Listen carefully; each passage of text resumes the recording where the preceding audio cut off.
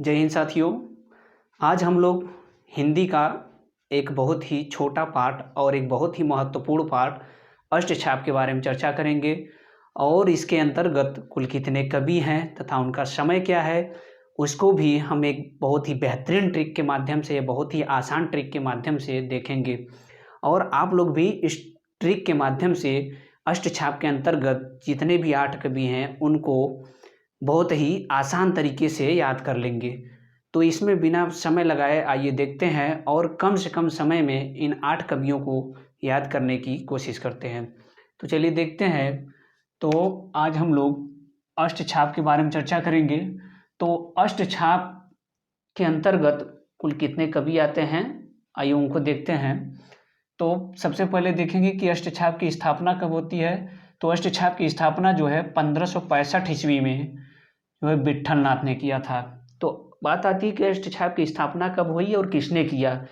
तो अष्टछाप की स्थापना जो है 1565 ईस्वी में हुई थी और किसने किया था, विट्ठल नाथ ने, जो वल्लभाचार्य के पुत्र थे। यानी जो वल्लभाचार्य के पुत्र थे विट्ठल नाथ, इन्होंने ही अष्टछाप की स्थापना 1565 ईस्वी में की थी। और इसके अंतर्गत विट्ठल नाथ ने 4 वल्लभाचार्य के शिष्यों को तथा 4 अपने शिष्यों को मिला करके 8 कवियों को मिलाकर अष्टछाप की स्थापना की। तो अगर बात करें इसमें कुल कवि कितने हैं, तो इसमें कुल 8 कवि हैं और जो कृष्ण भक्त थे।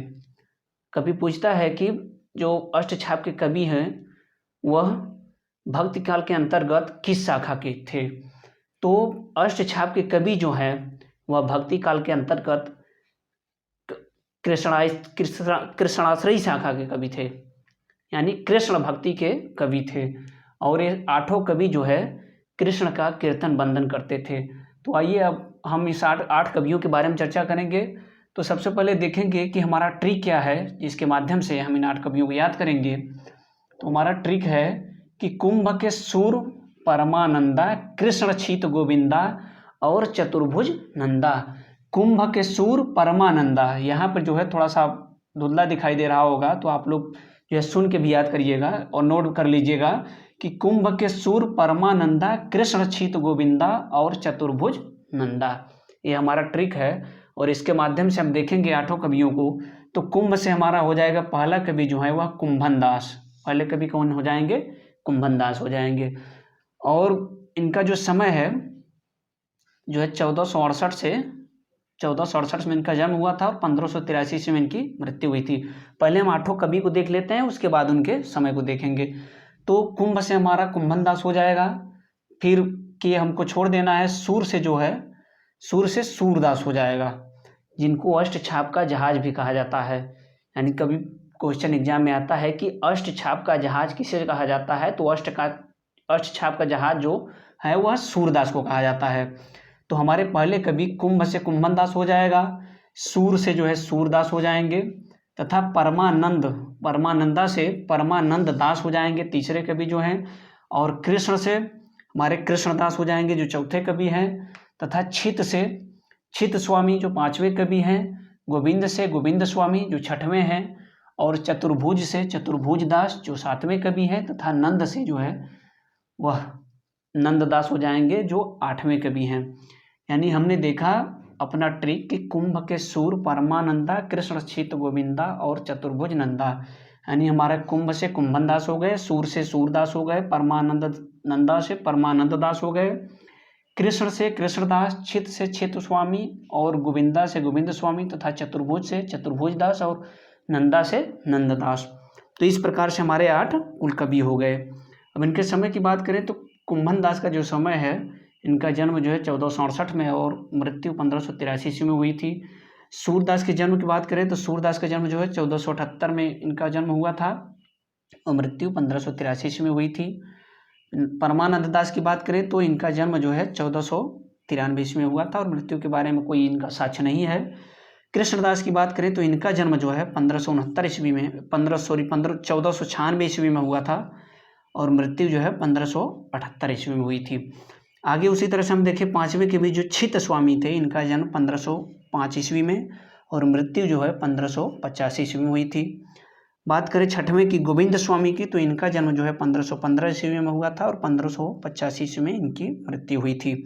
फिर अगला देखिए सातवें कवि, तो जो चतुर्भुज दास थे, इनका जन्म जो है 1530 ईस्वी में हुआ और मृत्यु 1585 ईस्वी में हुई थी। और जो अंतिम थे नंददास, इनका जन्म जो है 1533 में और मृत्यु 1583 ईस्वी में हुई थी।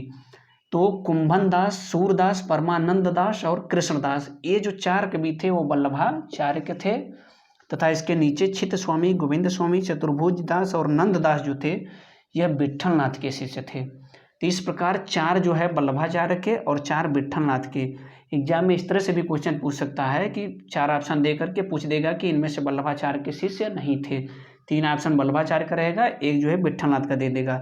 तो हमको यह भी याद रखना है कि चार कौन कौन से वल्लभाचार्य के शिष्य हैं और कौन चार विट्ठलनाथ के शिष्य हैं। और इस ट्रिक के माध्यम से, और एक कभी भी एकदम सीरियल वाइज हैं, आप जो है यूपी टीजीटी, पीएचटी या नेट जीआरएफ किसी भी एग्जाम में इनके सीरियल वाइज भी इनका क्रम भी पूछ देता है। तो हमको ट्रिक के माध्यम से एकदम सीरियल वाइज, क्रम वाइज इनको याद कर लेना है और इनके समय को भी। और बात करें अष्टछाप के पहले कवि कौन थे, तो अष्टछाप के जो प्रथम कवि थे वह कुंभन दास थे। और जैसा हमने आगे बताया कि अष्टछाप का जहाज किस कवि को कहा जाता है, तो अष्टछाप का जहाज जो है वह सूरदास जी को कहा जाता है। किसको कहा जाता है? सूरदास जी को कहा जाता है। एक और महत्वपूर्ण प्रश्न आता है कि अष्टछाप में पिता और पुत्र, कौन से कवि पिता और पुत्र थे, तो कुंभन दास और चतुर्भुज दास, ये दो कवि ऐसे थे जो पिता और पुत्र थे। यानी कुंभन दास पिता थे और चतुर्भुज दास जो थे इनके पुत्र थे। यानी अष्टछाप के अंतर्गत पिता और पुत्र कवियों का नाम आए तो हम कुंभन दास और चतुर्भुज दास को लगाएंगे।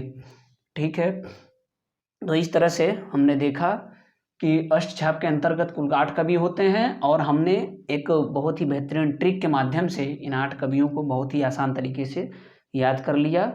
और आप लोगों को भी आशा है कि यह जो है याद हो गया होगा। तो आज हमने, और इसका जो है स्थापना वर्ष भी बहुत ही महत्वपूर्ण है और किसने किया था ये भी बहुत महत्वपूर्ण है। एक क्वेश्चन और आता है कि जो पुष्टि मार्ग की स्थापना किसने किया था, तो पुष्टि मार्ग की स्थापना जो है वह वल्लभाचार्य ने किया था, जो विट्ठलनाथ के पिता थे। और अष्टछाप की स्थापना की बात करें तो अष्टछाप की स्थापना जो है विट्ठलनाथ किए थे, जो वल्लभाचार्य के पुत्र थे। तो इस प्रकार से इस शानदार ट्रिक के माध्यम से आप लोगों को यह अष्टछाप के अंतर्गत ये 8 कवि याद हो गए होंगे।